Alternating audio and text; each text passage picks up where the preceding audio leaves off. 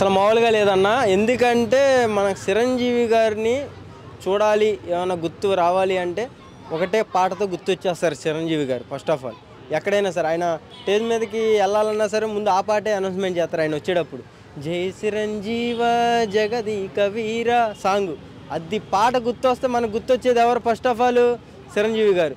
చిరంజీవి గారు అంటే ఆయన స్వామి అంటే చిరంజీవి గారు, ఇది మాత్రం పక్కా.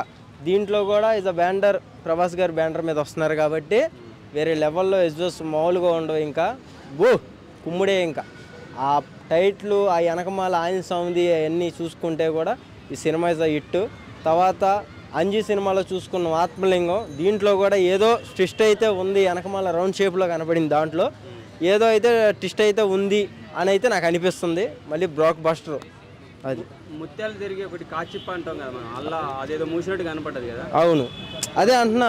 ఇప్పుడు అంజీ సినిమాలో ఆత్మలింగం, దీంట్లో ఏదో ట్విస్ట్ ఉంది, అది సినిమా చూస్తేనే అర్థమైంది. దాంట్లో చాలా బాగుంది అన్న, ఎందుకంటే ఆయన చెప్పక్కర్లేదు ఆయన గురించి మనం. అది బింబిసార డైరెక్టర్ వశిష్ఠ కదా. అవును, మంచి హిట్ కొట్టగలడు 100%. అంటే ఒక జగదగిరుడు, అదిలో సుందర్ లాంటి సినిమా వస్తుందంట.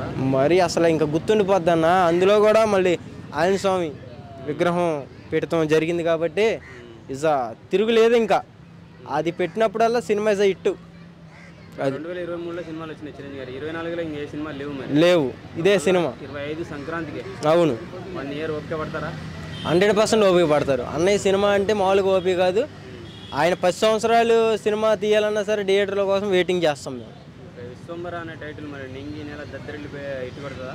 మామూలు హిట్ కాదు, అసలు మొత్తం షేక్ ఆడిచ్చేస్తుంది. మా సత్యం 24 ఫ్రేమ్స్ ఛానల్ని సబ్స్క్రైబ్ చేసుకుని బెల్ ఐకాన్ని యాక్టివేట్ చేసి లైక్ చేయగలరు, షేర్ చేయగలరు.